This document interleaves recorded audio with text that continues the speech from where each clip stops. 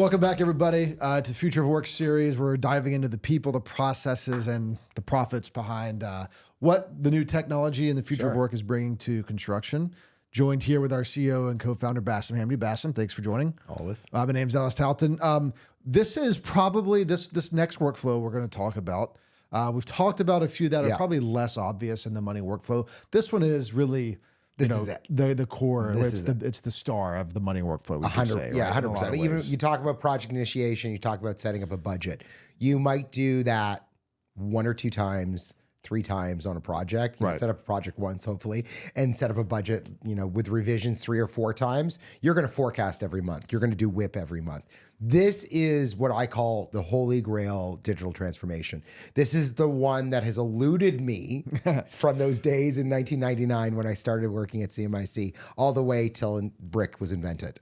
This is the one. This one. And this one, of course, is project forecasting to WIP. Yeah. And now, so it's very... Notice that we don't say project forecasting, and note we don't say WIP. We say project forecasting to WIP. Why is it important to talk about it in that context?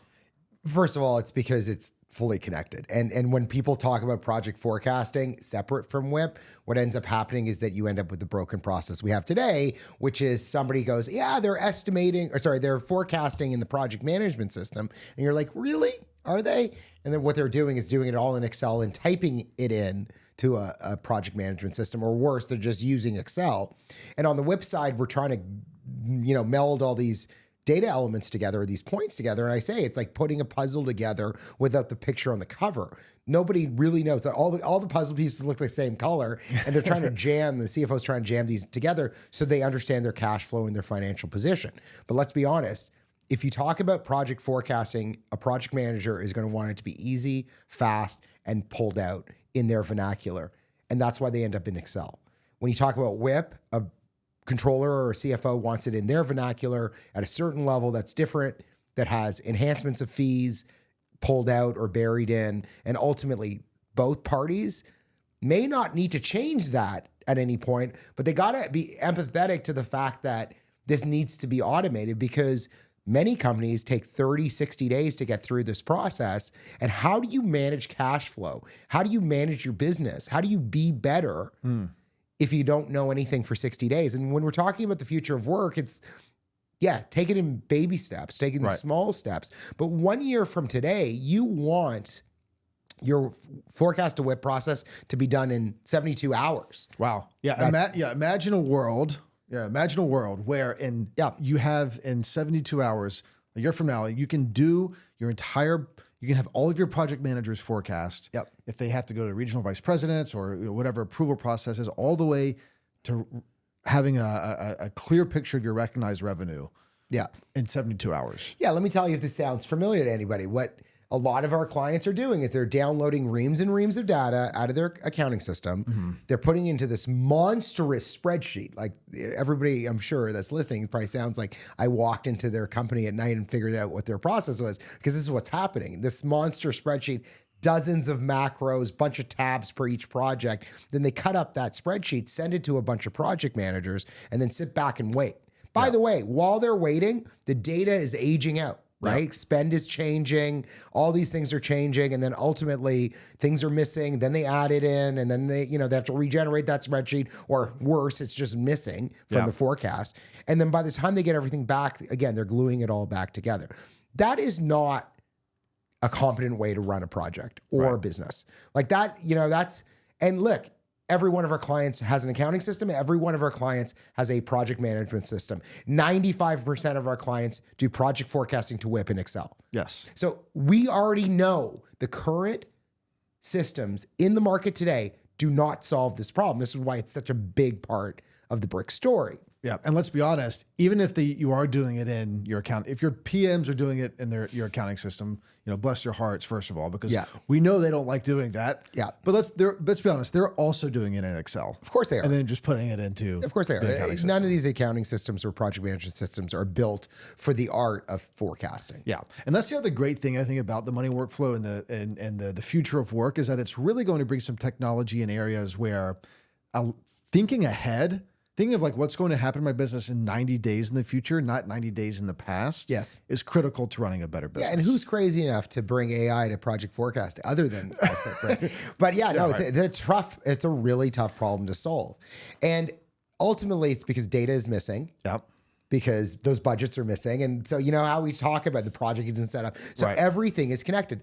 I call this the, you know, at a company, it's a little bit of a joke, but it's the waste treatment plan of your company. Right. Because ultimately, if all this stuff isn't there, ultimately, you're not going to be able to do this process. And you need billings, you need all these other things automated. So yeah, we can talk about what it means to see what we do and, you know, eventually demo. Yeah. So let's talk about like, you know, everyone has a little bit of a different formula in terms of how they do their project forecasting to work, right? That's the other piece of this is that like, there's no, you know, we talk about a playbook. Yeah. There is not one playbook for the entire industry on how to do it necessarily. Sometimes not even for a company. Right. There's multiple plays because if I'm self-performed on one project, but not on another, let's say concrete is being done by my self-owned concrete department and is not on another project, those are become different forecasts. So there's multiple plays. This is the big one, and there's variability. Think of it as a decision tree, how this gets done. Yeah. So let's talk about how we think about project forecasting to WIP in the context of future of work and the future of what this process looks like, given the fact that it's different, a little bit different from every company. So how have we approached that problem? I'm going to say this is back to my peace and harmony construction day. The idea here is that this spreadsheet. So we had to, in order to do this, we had to reintroduce what looks like Excel in Briq. We tried to do this just using Excel connectors, but Excel is not a great enterprise solution. So if you look at Briq for this workflow, and we'll show you in a bit, it looks exactly like Excel. It has all the formulas, all of the same rules, the entire engine. We had to rebuild Excel essentially, which was a big task. Yeah. It's in the cloud, it's in a browser, but it still looks and feels and acts exactly like Excel. We also had to put a layer of what we call templates in there. So that example with self-performed work, if you're, you know, labor forecasting in one project, but not labor forecasting on another project, or your general conditions monitoring is slightly different because there's a maximum on your GCs, or if you're a subcontractor and you're forecasting labor and materials, that template operates on that platform, and then that template is selected for that project, and it automatically generates the work based on current data and current state.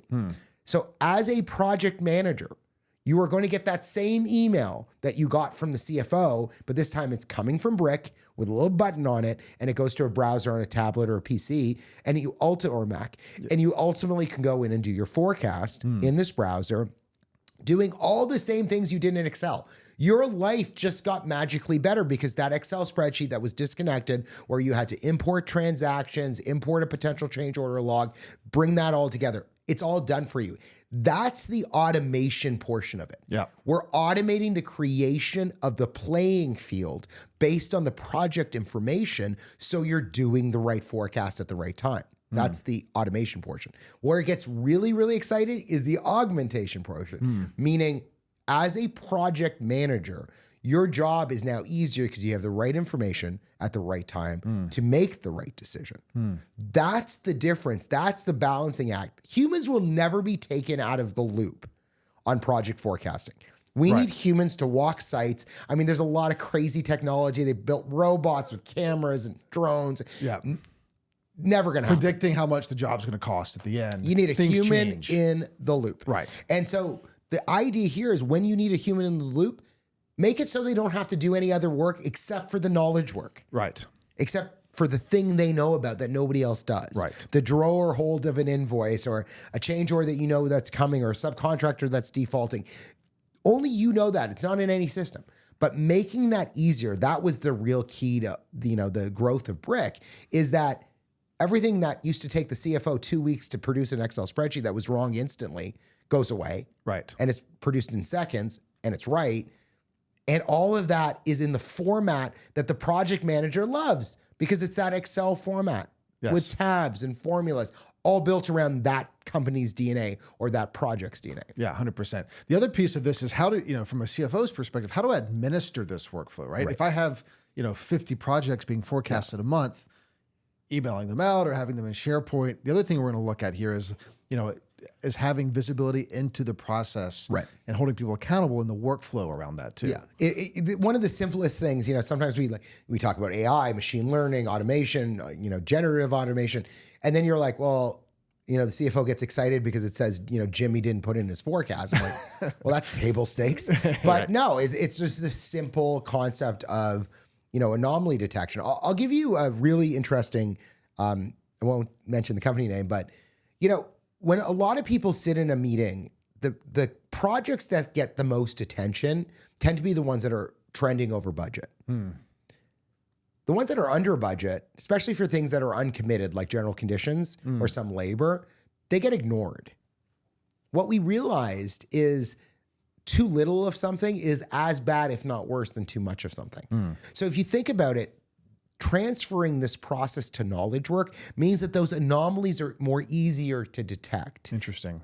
And the bots will raise a hand and detect those anomalies. But the idea here is if you've underspent your general conditions or your labor, your project is not ending on time. Your project doesn't end on time. You don't have resources for the next project. You don't have resources for that next project. You can't front load bill any of your codes. You can't front load build any of your codes. What happens? Your cash flow is screwed. Yeah. That's the point of everything being connected. Now, we talk a lot about forecasting. The project managers yell the most, so we satisfy them with what looks like Excel. We did the same thing for the CFO. So the CFOs, whether they're, we call them old school and new school. The new school CFOs are the ones that came from the auditing firm that probably audited the company. They've been there 3 to 5 years. They've seen a lot of industries, decided to go into construction because it's a cool industry, and they work there and they know there's a better way. Those folks take to Briq very quickly. They've seen tools like Briq. It automatically generates their WIP schedule, and then they do their modifications and they click go, and it goes back and posts the accrual transaction. The accounting system puts everything in the right buckets, and then they produce financial reports. Yep. That's great.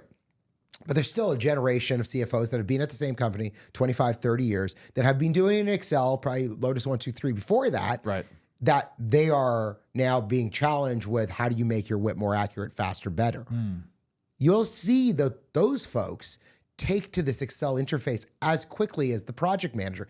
And again, it's because they have alchemy in those way they calculate those transactions. What I learned the hard way between CMIC and Procore is me going to a CFO going, do it my way, Bassem's way, or Procore's way, or CMIC's way, or Sage's way, is a huge mistake. Yeah. Because those CFOs have 30 years of experience. They know that their formulas are more accurate, more right than anything else out there. And they want to own those formulas. They want to own that logic. And that's what they get out of the forecasting to WIP process in Briq, because their WIP screen could be built any way they want. Seeing detail, less detail, roll up, roll down. All of that is what changes how they do their revenue recognition. And it's so exciting because at the end of the day, they now have a more efficient business. Sure, yes, they've saved time, but they've planned better. Yes. So they know where the cash flow is coming. Yes. And they've stopped fee erosion at the source. 1000%. Let's have a look at that workflow in Briq right now. Hey, everybody. Today we're going to walk through a cost to complete to WIP workflow within the Briq platform. What you're seeing here, this is just a visual representation of that workflow. All I'm indicating here is that we build out this connected environment. So the values from your cost to complete are able to automatically flow back into your ERP. We're able to automatically consolidate data from a bunch of disparate project files and automatically summarize them. So we build this hyper-connected environment with our Briq workbook. So this is just an example of a workflow that we'll be going through today. So what you're able to do with the workflow engine in Briq is I kick off something like a project forecast, monthly forecasting workflow. And what the Briq tool is going to do is it's going to automatically generate a template for all of my active projects, or all the projects that I need a projection to be completed for. So the tool is going to automatically create all these templates. It's automatically going to distribute these templates to the appropriate user based off our project specific security. So your end users, they're going to get email notifications with a link to how many tasks they have to approve within Briq. It'll bring them right into the platform. So What you're getting from a management executive perspective is really a place to gain a lot of visibility into a workflow. So I'm able to see who's overdue, who hasn't submitted their cost to complete based off the due date that we've assigned, what's in progress, what's upcoming, what's pending approval, what's been completed. And when I say pending approval, a lot of our customers want the ability to actually approve these projections before that data goes into a WIP or before it flows back into the ERP system. So what you're able to do is build out these multi-layered approval schedules based off your organizational structure. In this example, the project manager is the initial assignee. They're filling out the cost to complete, and then their division manager is responsible for completing and approving that workbook. So that's all more from a management perspective. I kick off a workflow, it automatically creates all my templates, it automatically distributes those templates. As an end user, as a project manager, whoever that is going to be, what I'm able to do is I'm going to come in, I'm going to see my job. And what you'll see here is all of the appropriate data from your systems is automatically going to load in and pre-populate into these templates. So this is just an example of a template. Briq is very personalized. We have hundreds of different examples, but there's a few very key components to understand about these. So first off is that you're adding a layer of structure and security. So if I want to lock down certain fields, I can lock down fields, formulas, whatever I want to lock down security-wise. I can make it impossible to break these templates. In this example, I'm coming in, I'm filling out any pending change order information on my project. I'm also arriving at a cost to completion. This is a simplistic version of a cost to complete. You might want to, on a more granular level, do general condition forecasting or productivity reporting. There's also the idea that as a PM, I might need some supplemental reporting to be able to complete this exercise. So we don't want you to have to go back into a system and run a report. What you're able to do is on the fly, if you want to bring in these pivot tables and drill into any of the underlying details, you're going to be able to get all the way down into transactions if that's the level of detail that you want to provide to your teams. The end result really being that we want one central location where your teams can come in, have all of the financial related data about their project, have the ability to easily refer to prior periods to see how they're gaining and fading in profit percentage, so that they can come in and easily fill out these values and move along with running their project. So I'm a project manager, I come in, I fill out my cost to complete, I save and submit. This workbook will now go to the division manager. Ultimately, somebody's going to say, hey, you know, this looks good, this is approved. Now that this is approved, there's a few different directions the data can go from this spreadsheet. So first off is that we're able to automatically write that data back into your system. So if you want to maintain those projection values within your ERP, we will use a Briq automation to get that data back in. The next component of this is you might want it to automatically summarize into a workbook. In this example, it's a WIP. So I'm not going to go through every project. There's 30 projects on here. I've completed a few of them so far, as you see. I've completed project 03001, 03002, 03003. So if I come in here and I refresh the data, you'll see that the Briq workbook is in real time going to pull the submissions that have occurred from the project level and automatically load into this WIP. So you'll see that project 03001, 02, and 03, that estimated cost of completion value is automatically going to come into my WIP. Now that you're running these underlying workflows within the Briq platform, you're going to be able to get into different types of analytics, whether it's month-over-month gain and fade. If you want to do some performance scorecarding by project executive, drill in, month-over-month trends. The idea is that now that you have this connected environment as your project teams are going through these workflows, any of those exceptions, any of those anomalies, those red flags, those are able to automatically roll up into these high-level dashboards. And remember, all of those screens that you just saw it's a design like you would design an Excel spreadsheet, right? We do have templates. We do have out of the box plays. So if you're a smaller company that doesn't have as much alchemy, then you can just use those. But ultimately, you know, we've seen multi-tab, multi-block, what we call blocks, individual blocks.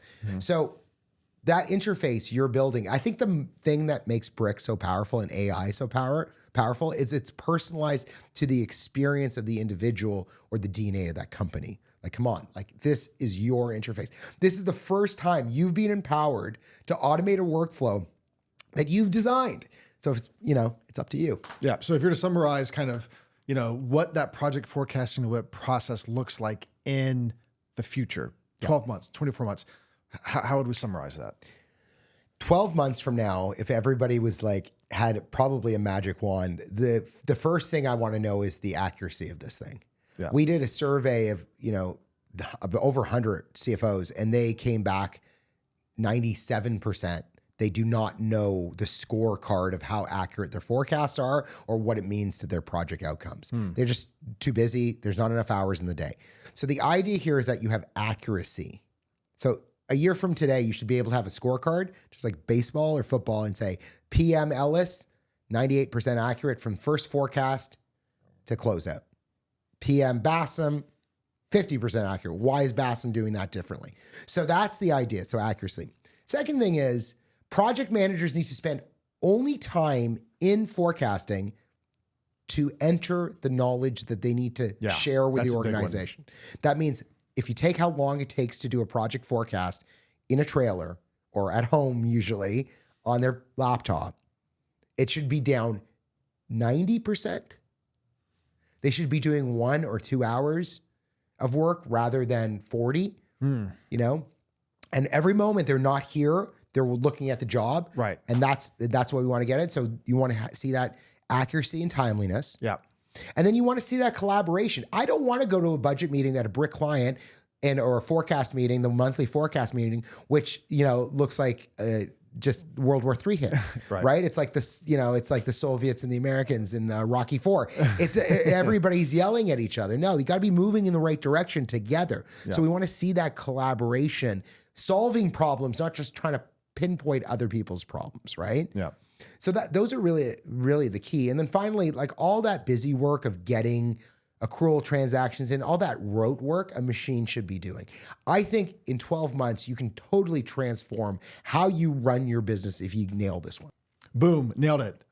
Stay tuned for the next one. That was Project Forecasting to WIP and the Future of Work series.